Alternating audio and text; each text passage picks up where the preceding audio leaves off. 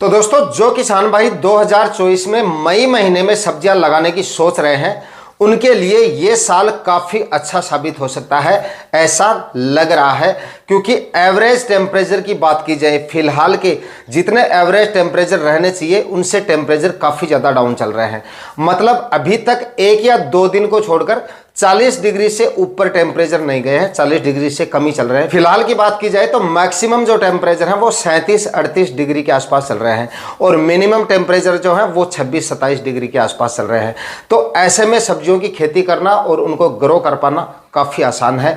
Last year की बात की जाए तो लास्ट ईयर भी मई महीना वैसे तो सबसे गर्म महीना माना जाता है, लेकिन लास्ट ईयर भी मई में बारिश वगैरह हो गई थी। मतलब प्री मानसून गतिविधियां 2-3 बार होने की वजह से मतलब मई के महीने में उतने ज़्यादा टेम्परेचर नहीं गए थे जितने ज़्यादा जाने चाहिए। मतलब हीट वेव जैसी कंडीशन नहीं बनी थी। हीट वेव का मतलब होता है जहां पर टेम्परेचर 42-43 डिग्री से ऊपर चले जाते हैं और जो एवरेज टेम्परेचर होता है वो 4-4.5 डिग्री से ऊपर चले जाता है उस समय का, तो उस जगह को हीट वेव की कंडीशन में घोषित कर दिया जाता है। तो हीट वेव जैसी कंडीशन अभी तक हमारे यहाँ पर तो नहीं बनी है। और हमारा जो एरिया है, मतलब राजस्थान जो है वो काफ़ी गर्म प्रदेश माना जाता है। हमारे एरिया में काफ़ी ज़्यादा टेम्परेचर रहते हैं। तो हमारे एरिया की बात की जाए तो अभी तक हमारे एरिया में भी 40 डिग्री के आसपास तक टेम्परेचर नहीं गए हैं, 1 या 2 दिन को छोड़कर। और दोस्तों, जिन किसान भाइयों ने आज से 15-20 दिन पहले सब्जियां लगा ली थी, क्योंकि अप्रैल का महीना में काफ़ी ज़्यादा गर्म होता है, टेम्परेचर काफ़ी ज़्यादा बढ़ जाते हैं, तो उस समय पर जिन किसान भाइयों ने सब्जियां लगा ली थी उनकी फसलें फिलहाल टेम्परेचर काफ़ी अच्छे खासे मतलब उनके अनुकूल होने की वजह से काफ़ी अच्छे से ग्रो कर रही है। हो सकता है उनको काफ़ी अच्छा उत्पादन मिल सकता है पहले लगाई गई सब्जियों के। लेकिन अब अगर आप मई महीने में सब्जियां लगाना चाहते हैं तो 2024 के मई महीने में आप आसानी से सब्जियों की खेती कर सकते हैं और आसानी से उनसे अच्छा उत्पादन ले सकते हैं। लेकिन फिर भी रिस्क जो है वो थोड़ा सा हो सकता है, क्योंकि टेम्परेचर कभी भी बढ़ सकते हैं, मौसम का कोई भरोसा नहीं होता है। लेकिन फिलहाल की बात की जाए तो आप मई के महीने में आसानी से सब्जियों की खेती से अच्छा उत्पादन ले सकते हैं और इस समय पर लगाई गई सब्जियों के मंडी भाव हमें काफ़ी जोरदार मिल जाते हैं। वैसे तो काफी सारी सब्जियां हैं जिनकी खेती आप मई के महीने में कर सकते हैं, लेकिन बहुत सारी सब्जियां ऐसी भी हैं जिनकी खेती तो आप मई महीने में कर सकते हैं लेकिन उनसे अच्छा उत्पादन नहीं ले पाते हैं, क्योंकि टेम्परेचर काफी ज्यादा होने की वजह से ठीक से वो ग्रो नहीं कर पाती हैं। इस वजह से जब तक मानसून सीजन शुरू नहीं होता है, मानसून शुरू नहीं होता है मतलब टेम्परेचर काफी ज्यादा डाउन नहीं आ जाते हैं, तब तक उनसे अच्छा उत्पादन नहीं लिया जा सकता मई महीने में लगाई गई सब्जियों के। लेकिन आज के इस वीडियो में मैं आपको 2 ऐसी सब्जियों की फसलों के बारे में बताऊंगा जिनकी खेती अगर आप इस मई के महीने में करते हैं जोरदार उत्पादन देके जाएंगी और काफी जोरदार मंडी भाव उन दोनों सब्जियों से आपको मिल जाएगा। और अगर फिलहाल के मौसम की बात की जाए तो इस मौसम में आप आसानी से उनको ग्रो कर सकते हो। और वो दोनों सब्जियां ऐसी हैं कि बाय द वे अगर टेम्परेचर बढ़ भी जाता है तो फिर भी वो दोनों सब्जियां आसानी से सर्वाइव कर जाएंगी, आसानी से ग्रो हो जाएंगी और आसानी से काफी जोरदार उत्पादन वो दोनों सब्जियां आपको दे जाएंगी। मंडी भाव भी काफी जोरदार मिल जाएंगे इन दोनों सब्जियों से। तो दोस्तों, इस मई महीने में लगाई जाने वाली दोनों सब्जियों के बारे में कंप्लीट जानकारी आज के इस वीडियो में आपके साथ शेयर करूंगा कि कौन कौन सी सब्जियों को आपको लगाना है, लगाने का सही तरीका भी बताऊंगा और इन दोनों सब्जियों को बिल्कुल कम खर्चे में आप ग्रो कर सकते हो। मतलब कि इन दोनों ही सब्जियों के बीज का जो खर्चा है, मतलब बीज इनका दोनों का आपको काफी सस्ता मिल जाएगा। इस वजह से इनमें होने वाला जो खर्चा है वो भी आपका काफी कम होगा। मुनाफा भी ये दोनों सब्जियां काफी जोरदार देके जाएंगी। इसलिए वीडियो पे लास्ट तक आपको बने रहना है और वीडियो पसंद आए तो लाइक जरूर कर दीजिएगा। जो किसान भाई चैनल पे नए हैं वो चैनल भी सब्सक्राइब कर दें ताकि खेतीबाड़ी से रिलेटेड वीडियोज सही जानकारियों के साथ सही समय पर आपको मिलता रहे। नमस्कार दोस्तों, मेरा नाम है सुरेश और आप देख रहे हैं खेत किसान झुंझुनू। तो दोस्तों, अगर आप इस समय पे सब्जियां लगाना चाहते हो तो नंबर 1 पर इस समय पे आप देसी टिंडे की खेती कर सकते हैं और पूरे मई माह में कभी भी आप इसको लगा सकते हैं। पूरे मई माह में जब आपका मन करे, जब आपकी जमीन तैयार हो जाए तभी आप इसकी खेती कर सकते हैं। बिल्कुल सही समय है लगाने का और ग्रो होने के लिए मौसम भी एकदम अनुकूल है और मंडी भावों के लिहाज से भी बिल्कुल सही समय है इसका। इस समय पे लगाए गए देसी टिंडे के मंडी भाव काफी जोरदार आपको मिल जाएंगे और लगाने का खर्चा इस फसल का बाकी सब्जियों के मुकाबले काफी कम है, क्योंकि बीज भी इसका काफ़ी सस्ता आ जाएगा। 1 एकड़ में अगर आप इसकी खेती करेंगे तो लगभग आप 200-250 रुपए का बीज मान के चलिए, काफ़ी है, इतने बीज से काम चल जाएगा। मैक्सिमम आप 300 रुपए ले लीजिए, 300 रुपए से ज़्यादा इसके बीज का खर्चा नहीं होगा अगर आप 1 एकड़ में इसकी खेती करेंगे। बाकी भी इसमें रोग बीमारियां इतनी ज़्यादा नहीं आती हैं, फर्टिगेशन वगैरह भी इतने ज़्यादा आपको नहीं करना पड़ेंगे। बस जमीन की तैयारियां ठीक से कर लीजिए और बेसल डोज में खाद, उर्वरक, गोबर की खाद वगैरह ठीक से डाल दीजिए। उसके बाद में अगर आप इसकी खेती करेंगे तो उत्पादन भी सही समय पर मिलेगा और काफ़ी जोरदार मिलेगा और काफ़ी ज़बरदस्त मंडी भाव इसके आपको मिल जाएंगे। इसको अगर आप गर्मियों में लगाना चाहते हैं, मतलब मई महीने में लगाना चाहते हैं, तो सबसे ज़्यादा ज़रूरी है एक बार आप अपनी ज़मीन में एक गहरी जुताई ज़रूर कर लीजिए। इस समय पे आपकी ज़मीन में गहरी जुताई होना काफ़ी ज़्यादा ज़रूरी है, क्योंकि आपकी ज़मीन में पड़ी फंगस और निमातोड़ तभी खत्म होगी, वरना आप स्प्रे वगैरह करते रहेंगे, मतलब दवाइयाँ वगैरह डालते रहेंगे, फिर भी वो कंट्रोल नहीं होगी। ये जो समय है, मतलब मई का जो महीना है, वो ऐसा समय है जिसमें आपकी ज़मीन में पड़ी फंगस और निमातोड़ को फ्री में आप खत्म कर सकते हैं, बिना किसी दवाइयों के, बिना किसी इंसेक्टिसाइड और फंगिसाइड के। अगर आप इस समय पे एक डीपली प्लोविंग कर देंगे, एक डीपली प्लोविंग गहरी जुताई करके और लगभग 10 से 15 दिन के लिए खाली छोड़ देंगे, तो उससे क्या होगा, हवा और सूर्य का प्रकाश सीधा आपकी ज़मीन के अंदर जाएगा, जिससे ज़मीन में पड़ी फंगस और निमातोड़ पूरी तरह से धूप की वजह से ख़त्म हो जाएगी। ये दोनों ही चीज़ें धूप और हवा की वजह से ख़त्म हो जाती हैं।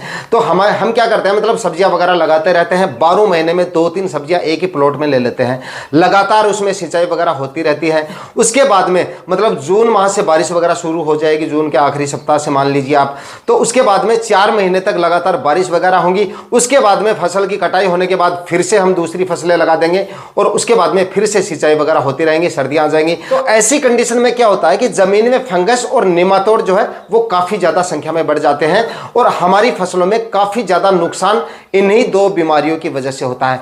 फंगस की वजह से सबसे ज्यादा फसलों में नुकसान देखा जाता है। मेरा यह मानना है कि इंसेक्ट से ज्यादा नुकसान फंगस से होता है फसलों में।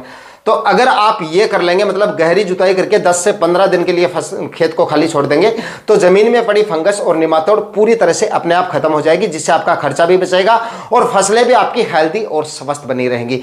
गहरी जुताई कर लीजिए और उसके बाद में कम से कम 5 से 6 ट्राली सड़ी हुई गोबर की खाद आप डाल दीजिए। इससे क्या होगा, वैसे तो देसी टिंडे में आप 3 से 4 ट्राली से भी काम चला सकते हैं, लेकिन इससे क्या होगा, उसके बाद में आप आगे भी और फसलें भी लगाएंगे, तो जिससे आपकी फसल जो ज़मीन जो है वो उसकी कंडीशन जो है वो काफ़ी अच्छी हो जाएगी।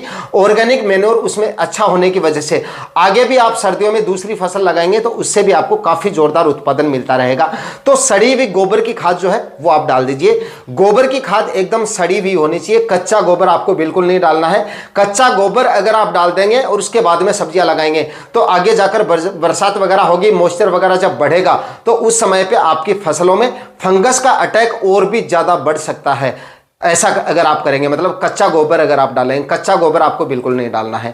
तो आप गहरी जुताई करके उसके बाद में एक मतलब थोड़ा सा जो टीले विले निकल जाए तो उनको जमीन को थोड़ा सा समतल वगैरह करके हेरो वगैरह लगा के उसके बाद में 5 से 6 ट्राली सड़ी हुई गोबर की खाद डाल दीजिए। उसके बाद में आप एक रोटावेटर उसमें निकलवा दीजिए, जिससे क्या होगा, आपकी जो गोबर की खाद आपने डाली है वो जमीन के अंदर अच्छे से मिक्स हो जाएगी और जो गोबर की खाद की डलियां हैं और जो मिट्टी की डलियां हैं जो टीले निकल आते हैं वो सारे मतलब मिक्स हो जाएंगे और मिट्टी आपकी एकदम भुरभुरी हो जाएगी। सब्जियां लगाने से पहले जमीन का समतल होना और मिट्टी का भुरभुरा होना काफी ज्यादा जरूरी है। आपका उत्पादन इससे आपको और भी ज्यादा मिलता है, फसलें हेल्दी और स्वस्थ रहती हैं। दोस्तों, इसको लगाने से पहले, आखिरी कल्टीवेशन से पहले कुछ रासायनिक खाद उर्वरकों जो बेसल डोज है वो जरूर डाल दीजिए, ताकि फसल आपकी अच्छे से शुरुआत से अच्छी ग्रो हो और काफी ठीक समय तक आपको अच्छा उत्पादन देता रहे। तो इसके लिए लगभग 50 केजी तो आप डीएपी खाद ले लीजिए आखिरी कल्टीवेशन से पहले, और 25 केजी म्यूरेट ऑफ पोटाश ले लीजिए और लगभग 20-25 केजी के आसपास आप यूरिया खाद ले लीजिए। ये आखिरी कल्टीवेशन होने से पहले डाल के उसके बाद में आखिरी कल्टीवेशन कर लीजिए और 6-6 फीट की दूरी पर बेड बना लीजिए।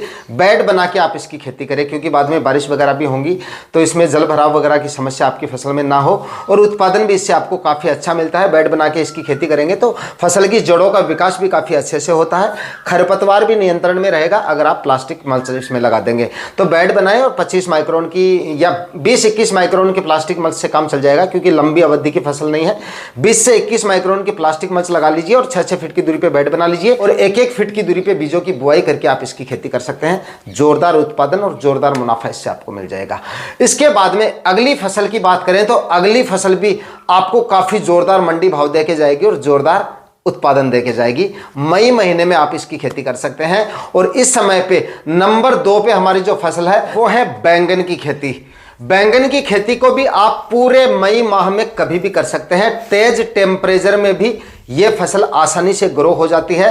फिलहाल मैंने आपको शुरुआत में ही बता दिया था कि टेम्परेचर जो है फिलहाल काफ़ी नॉर्मल चल रहे हैं, ठीक ठाक चल रहे हैं, एवरेज टेम्परेचर से थोड़े से डाउन ही चल रहे हैं, ज़्यादा नहीं है। तो इस समय आप इसकी खेती कर सकते हैं और ये फसल भी ऐसी है अगर टेम्परेचर बढ़ भी जाते हैं तब भी ये आसानी से सर्वाइव कर जाएगी और अच्छा उत्पादन आपको दे जाएगी।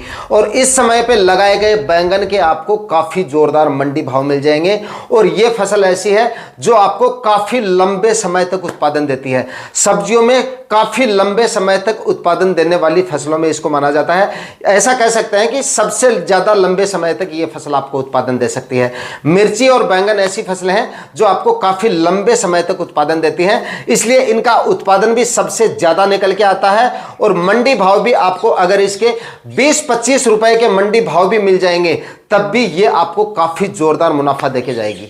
तो इस समय पे आप बैंगन की खेती कर लीजिए, तो इससे आपको उत्पादन भी जोरदार मिल जाएगा और इस समय पे लगाने पर मंडी भाव भी आपको काफ़ी जोरदार मिल जाएंगे।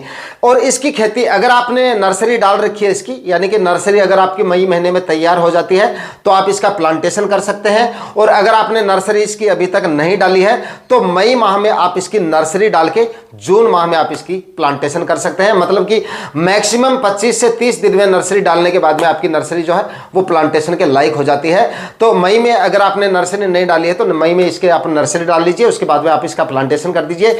जून में अगर आप प्लांटेशन करेंगे तब भी आपको जोरदार मंडी भाव दे जाएगा। और जब तक पाले से आपकी फसल खत्म नहीं होगी सर्दियों में जनवरी माह तक आप ये मान के चलिए कि उत्पादन देती रहेगी बैंगन की फसल आपको।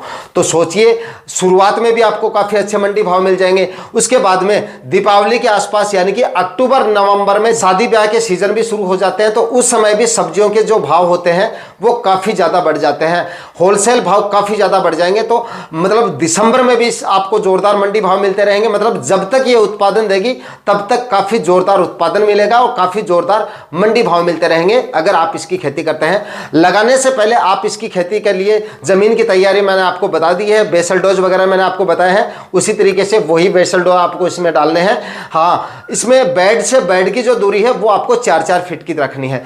4-4 फीट की दूरी पे बेड बनाए। काफी किसान भाई क्या करते हैं, बैंगन की खेती करते समय 3-3 फीट की दूरी पे बेड बना लेते हैं, तो उसमें आपको बैंगन का रख रखाव करने में, हार्वेस्टिंग करने में, स्प्रे वगैरह खाद उर्वरक देने में काफी ज्यादा समस्या आती है, क्योंकि बैंगन का जो प्लांट होता है वो काफी ज्यादा हैवी हो जाता है, काफी ज्यादा होता है। तो इसलिए 4-4 फीट की दूरी पे आपको बेड बनाने हैं और प्लांट से प्लांट का डिस्टेंस आप 1-1 फीट का रख सकते हैं, कोई दिक्कत नहीं। तो 4-4 फीट की दूरी पे बेड बनाएंगे तो बीच में आपको घूमने फिरने के लिए, हार्वेस्टिंग करने के लिए, खरपतवार निकालने के लिए और फसल का रख रखाव करने के लिए काफी स्पेस मिल जाएगा। इससे आपका स्पेस अगर रहेगा तो रोग बीमारियां भी कम आती है, हवा पास होती रहेगी तो रोग बीमारियां भी कम आएंगी बारिश के सीजन में, और मतलब कि उत्पादन भी, फल फूल भी आपको काफी ठीक ठाक देखने को मिल जाएंगे अगर इस तरीके से खेती करेंगे। 25 माइक्रोन की प्लास्टिक मल्च लगाकर ही इसकी खेती करें, यह आप जरूर ध्यान रखें। इस तरीके से आप इसकी खेती कर सकते हैं और बाद में आपको बैंगन की फसल काफी जोरदार उत्पादन दे जाएगी। लेकिन इसमें इल्ली जो सफेद लट होती है, जिसको आप फल छेदक कहते हैं या तना छेदक कहते हैं, इसका जो प्रकोप होता है वो काफी ज्यादा होता है। इसके लिए प्रिवेंटिव से ही आपको स्प्रे मैनेजमेंट आपको काफी अच्छा लेके चलना पड़ेगा, वरना अगर एक बार इसमें तना छेदक का प्रकोप हो गया तो उसके बाद में आप इसको किसी भी इंसेक्टिसाइड से कंट्रोल नहीं कर पाएंगे, क्योंकि बाद में ये जो लट होती है वो तने के अंदर घुस जाती है। स्प्रे करेंगे तो इस स्प्रे के टच में जो आएंगे वो खत्म हो जाएंगे, लेकिन पूरी तरह से खत्म नहीं होंगे। ये फलों के अंदर घुस जाएंगे और उसके अंदर तने के अंदर घुस जाएंगे, कीट को मारेंगे तो उसका लार्वा बच जाएगा, 3 दिन बाद में फिर से अटैक हो जाएगा। तो आप इसको ठीक ठीक से अगर आपको कंट्रोल करना है, अगर ये चाहते हैं कि बीमारी इसके अंदर आए नहीं, तो शुरुआत से ही इसमें आपको इंसेक्टिसाइड लेके चलने पड़ेंगे। इसके लिए शुरुआत में आप सिजेंटा की एलिका ले लीजिए, उसके बाद में एम्प्लीगो ले लीजिए, उसके बाद में आप जो है एमामेक्टिन बेंजोएट का स्प्रे कर लीजिए। रोग अगर बढ़ जाता है तो आप क्रोजान का इस्तेमाल भी कर सकते हैं, उसके बाद तो कोराजोन ही आपको करना पड़ेगा। तो ये स्प्रे आप कर सकते हैं, बदल बदल कर समय समय पर आप इंसेक्टिसाइड का जो है हर 7-8 दिन से स्प्रे करते रहेंगे तो आपकी फसल में इस तरह की बीमारियां देखने को नहीं मिलेगी। बताई गई सब्जियां अगर आप बताए गए समय के दौरान लगाएंगे तो अच्छा उत्पादन ये फसलें आपको देखे जा सकते हैं। आज के वीडियो में इतना ही, मिलता हूं किसी और वीडियो में नए टॉपिक के साथ, तब तक के लिए जय हिंद, वंदे मातरम।